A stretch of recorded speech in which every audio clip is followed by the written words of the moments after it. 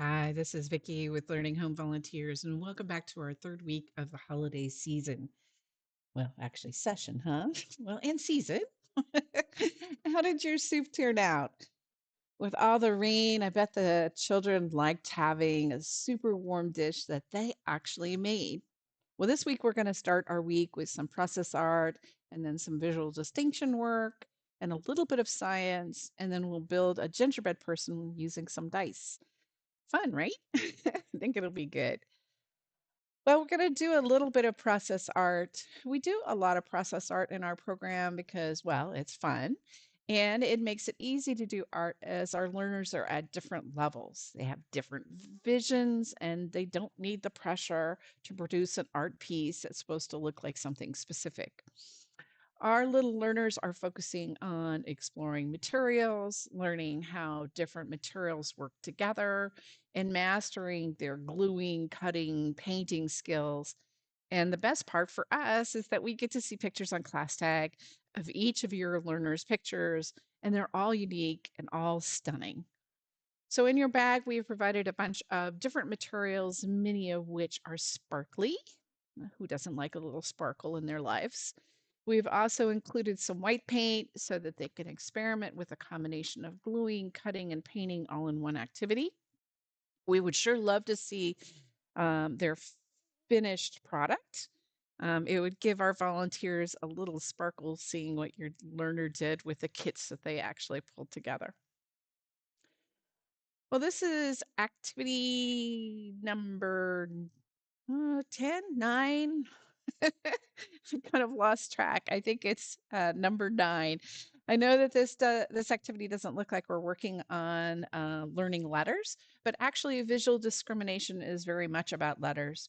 Before you can actually recognize letters, you need to be able to identify differences and similarities between objects, and that involves noticing details. Things like color and size and shape and texture and position. So in your bag, you're going to find a sheet that has a number of structures to build using the Q-tips, kind of like this one. And each structure is different. It is oriented, meaning that, the lines go a specific way or the Q-tips go a different way. And the idea is really kind of to make the shape on the page. It'll help your learner put language to what's required. So I would start out with counting how many Q-tips we're going to need for like the first one here. So if I count them, 1, 2, 3, 4, 5 Q-tips we need for this.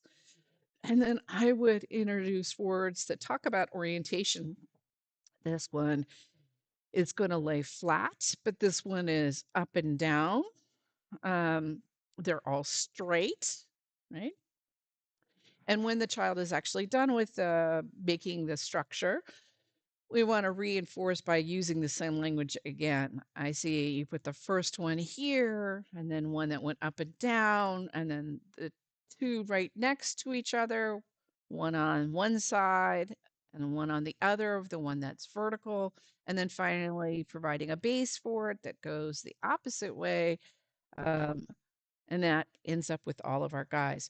So, pointing out the similarities that they created with their reproduction, providing language to it, that will help a lot as you guys start working on letters or refining your letter work. Please let us know how this goes. We can't wait to hear how you guys actually approached it. Well, this is activity number 11, the gingerbread experiment. And we're going to expose your little learners to some magic that happens when you mix baking soda and vinegar together. So for this activity, you're going to need a cookie pan with sides because we're going to deal with liquids and the contents of the bag numbered 11. Inside, you're going to find a cookie cutter that's shaped like a gingerbread person, which you'll place on the cookie sheet. And then there's baking soda mixed with cinnamon and nutmeg, so it will smell delicious. And what we want to do is then put that powder mixture inside the cookie cutter. And then you're going to need some vinegar from your home. And I would put it in a cup and then get ready to film. So, what you want to have the child do is spoon a little bit of vinegar inside the cookie cutter and watch the reaction. And it's super fun and almost immediate. So by preparing, you'll be able to capture their reaction to this magic that's actually happening. We can't wait to see. All right, we're working on activity number 12. We're going to build a gingerbread man actually by rolling dice. Inside the bag, marked 12, you'll find a sheet that looks kind of like this, which indicates what actions are to be taken for each dice number. Also in the bag are a couple of gingerbread people along with things to make those gingerbread people. We're going to only use one for the game. The others are for your learner to decorate.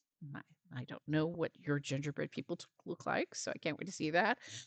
Each person that is playing gets a chance to roll the dice. The person rolls the dice and then adds the item to the gingerbread for the number that's rolled. So if I rolled a number 1, I'd put an eye on the gingerbread person.